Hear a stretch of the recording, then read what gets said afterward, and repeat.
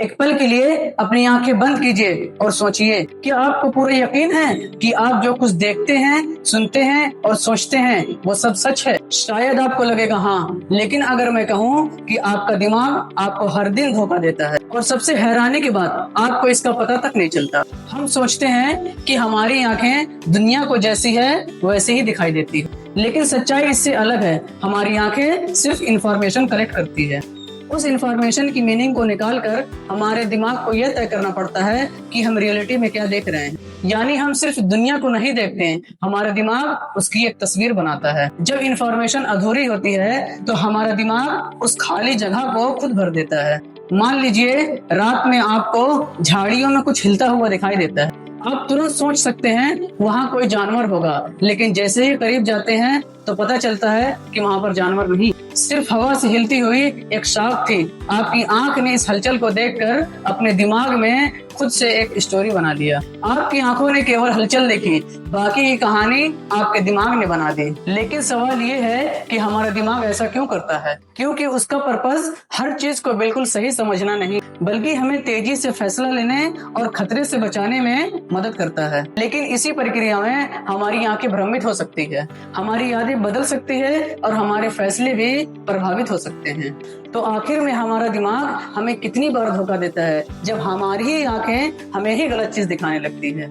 हम अक्सर कहते हैं जो अपनी आंखों से देखा है वही सच है, लेकिन क्या हो आपकी आंखों ने जो देखा आपके दिमाग ने उसका गलत ही मीनिंग निकाल दिया हो। यही है ऑप्टिकल इल्यूजन यानी दृष्टि भ्रम।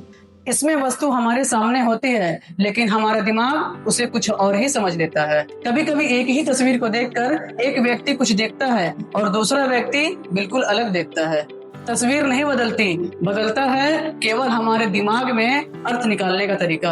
हमारा दिमाग पुराने एक्सपीरियंस और पहले से मौजूद जानकारी का सहारा लेकर हर सीन की मीनिंग समझने की कोशिश करता है।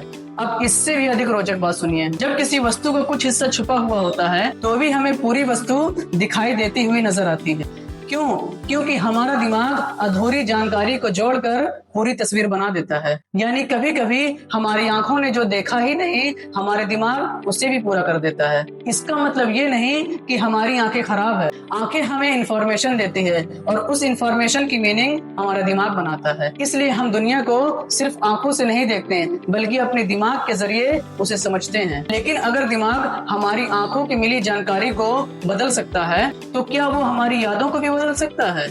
अपने बचपन की कोई ऐसी घटना याद कीजिए जिसे आप साफ साफ याद रखते हैं।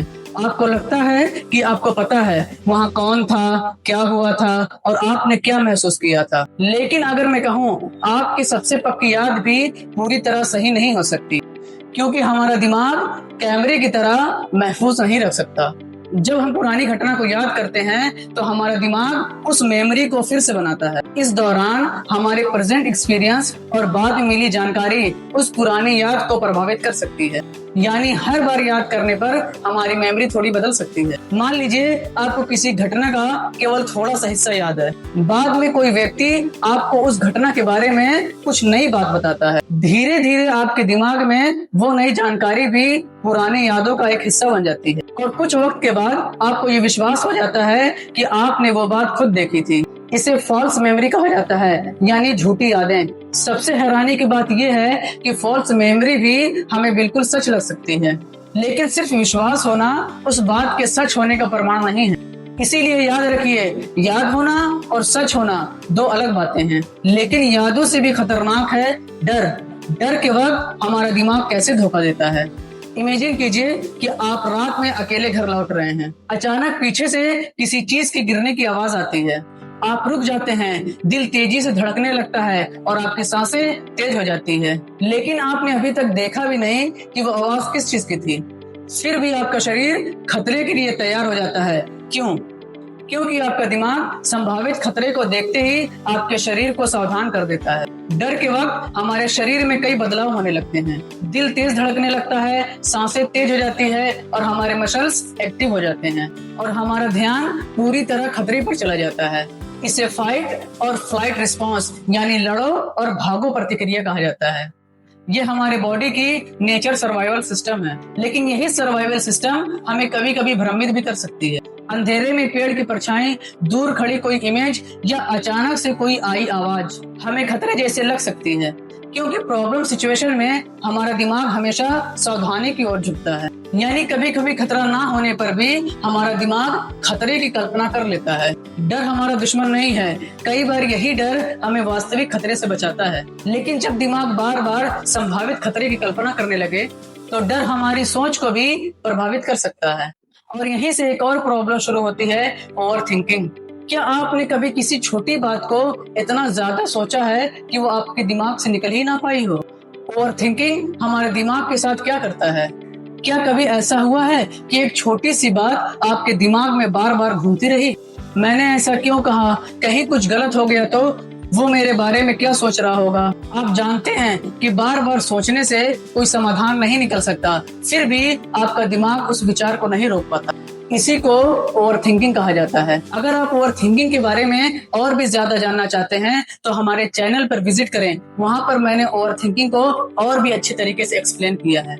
हमारा दिमाग समस्याओं का समाधान खोजने के लिए बना है, इसीलिए जब कोई बात हमें परेशान करती है तो हमारा दिमाग उस घटना को बार बार याद करता है, लेकिन एक वक्त के बाद समाधान खोजने के बजाय वही विचार एक चिंता चक्र में बदल जाता है। एक विचार दूसरे विचार को जन्म देती है और फिर तीसरा, और इसी चक्र में दिमाग हमारा फंस जाता है। मान लीजिए आपने किसी एक शख्स को मैसेज भेजा लेकिन उसका जवाब नहीं आया। दिमाग फौरन कहानी बनाना शुरू कर सकता है। शायद वो मुझसे नाराज है, शायद मैंने कुछ गलत किया, शायद वो मुझसे बात नहीं करना चाहता। लेकिन हकीकत इससे कुछ अलग भी हो सकती है। शायद वो बिजी हो या उसका फोन उसके पास ही ना हो। यानी हमारी सोच हमेशा हकीकत नहीं होती। इसीलिए अगली बार कोई नेगेटिव थॉट आए तो अपने आप से एक सवाल पूछिए, क्या मेरे पास इसको सच मानने का कोई रीजन है? क्योंकि विचार सिर्फ एक विचार है, यह हमेशा सच्चाई नहीं होती। लेकिन हमारा दिमाग केवल हमारी सोच को प्रभावित नहीं करता, वो हमारे फैसले को भी प्रभावित करता है।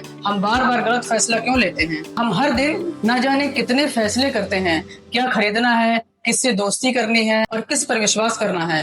हमें लगता है कि हम हर एक फैसला सोच समझ कर करते हैं, लेकिन सच्चाई ये है कि हमारे कई फैसलों के पीछे इमोशंस, एक्सपीरियंस छिपे होते हैं। मान लीजिए आपको किसी चीज की कीमत 10,000 रुपए बताई गई, फिर वही चीज आपको 7,000 में दिखाई जाती है। आपको फौरन लगेगा वाह बहुत सस्ता है, लेकिन हो सकता है कि उसकी एक्चुअल कीमत इससे भी कम हो। आपके दिमाग ने पहले कीमत को एक आधार बना लिया और इसे ही आधार प्रभाव कहते हैं। अब सोचिए, अगर हम पहले किसी बात पर विश्वास करते हैं तो हमारा दिमाग अक्सर वही जानकारी खोजता है जो हमारे विश्वास को सही साबित कर सके, और जो जानकारी हमारे विश्वास के खिलाफ हो उसे हम आसानी से नजरअंदाज कर देते हैं। इसे कंफर्मेशन बायस कहा जाता है। यानी हम कभी कभी सच्चाई खोजने के बजाय अपने विश्वास को सही साबित करने वाली चीजें खोजते हैं। लेकिन हमारा दिमाग ऐसा क्यों करता है? क्योंकि हर छोटे फैसले पर घंटों सोचना संभव नहीं, इसीलिए दिमाग मेंटल शॉर्टकट का इस्तेमाल करता है। ये हमें तेजी से डिसीजन लेने में मदद करते हैं, लेकिन कभी कभी यही शॉर्टकट हमें गलत रिजल्ट की तरफ पहुंचा देते हैं। इसीलिए अगली बार आपको ये लगे कि मेरा फैसला बिल्कुल सही है, क्या ये तथ्य है या हमारे दिमाग का पूर्वाग्रह? क्या हम अपने दिमाग पर सच में भरोसा कर सकते हैं? हमने देखा आंखें भ्रमित हो सकती हैं, यादें बदल सकती हैं, डर हमारी सोच को प्रभावित कर सकता है और कॉग्निटिव बायस हमारे फैसलों को बदल सकते हैं। तो फिर सवाल है कि हमारा दिमाग जब इतनी गलतियां करता है तो क्या हम इस पर भरोसा कर सकते हैं? जवाब है हाँ, लेकिन आंख बंद करके नहीं। हमारा दिमाग हमारा दुश्मन नहीं है, वो हर पल हजारों इंफॉर्मेशन को समझने, खतरे पहचानने और हमें डिसीजन लेने में मदद करने की कोशिश करता है। लेकिन दुनिया बहुत कॉम्प्लिकेटेड है, इसीलिए हमारा दिमाग प्रेडिक्शन, मेंटल शॉर्टकट का सहारा लेता है और इसी वजह से कभी कभी उससे गलती हो जाती है। तो क्या हम इन गलतियों को कम कर सकते हैं? बिल्कुल कम कर सकते हैं। जब कोई बात आपको बिल्कुल यकीन लगे तो एक पल रुक कर खुद से पूछिए, क्या मैं इसे फैक्ट के आधार पर मान रहा हूँ या अपनी धारणा के आधार पर? इमोशंस में तुरंत बड़ा फैसला ना लें और अपनी याददाश्त को भी हमेशा सच ना माने। कभी कभी अपने दिमाग पर सवाल करना ही बहुत बड़ी समझदारी है। हम अपने दिमाग के हर गलती को रोक नहीं सकते, लेकिन हम अपनी सोच को चेक करना जरूर सीख सकते हैं, क्योंकि समझदारी होने का मतलब ये नहीं कि हम कभी गलत हो नहीं सकते। बल्कि इसका मतलब ये है कि हम अपनी गलती की संभावना को पहचानना सीखें। लेकिन अब इस पूरी कहानी का आखिरी सवाल बचता है, हम अपने दिमाग को बेहतर तरीके से कैसे इस्तेमाल कर सकते हैं। हम जानिए कुछ आसान तरीके जो हमारी सोच और हमारे फैसले को बेहतर बना सकते हैं। जब आप गुस्से में हो, बहुत डरे हुए हो और बहुत इमोशंस हो, तो बड़ा फैसला लेने से बचें। कुछ वक्त रुकिए, गहरी सांस लीजिए और खुद से पूछिए, मैं इस वक्त रियलिटी के आधार पर सोच रहा हूँ या फिर अपने इमोशंस के आधार पर। कभी कभी कुछ वक्त रुकना ही हमें बहुत बड़ी गलती से बचा सकता है। अपनी यादों को हमेशा बिल्कुल सच ना माने। किसी बात पर विश्वास करने से पहले उसके एविडेंस को देखिए, और जब कोई इंफॉर्मेशन आपकी सोच से बिल्कुल मेल खाए तो ये भी पूछिए, क्या मैं इसे इसलिए सच मान रहा हूँ क्योंकि ये सच है, या इसलिए क्योंकि मैं इसे सच मानना चाहता हूँ। क्योंकि सच्चाई का मतलब है कि अपने ही सोच पर सवाल उठाना। तो क्या हमारा दिमाग हमें धोखा देता है? बिल्कुल देता है, लेकिन कभी कभी। लेकिन हमारा दिमाग हमारा दुश्मन नहीं है, वो हमें इस कॉम्प्लिकेटेड वर्ल्ड को समझने और सुरक्षित रहने में मदद करता है। प्रॉब्लम दिमाग में नहीं, प्रॉब्लम तब होती है जब हम उसकी हर बात को बिना जांचे मान लेते हैं। इसीलिए याद रखिए, आपका दिमाग आपकी सबसे शक्तिशाली ताकत है और उसे समझना आपकी सबसे बड़ी समझदारी है।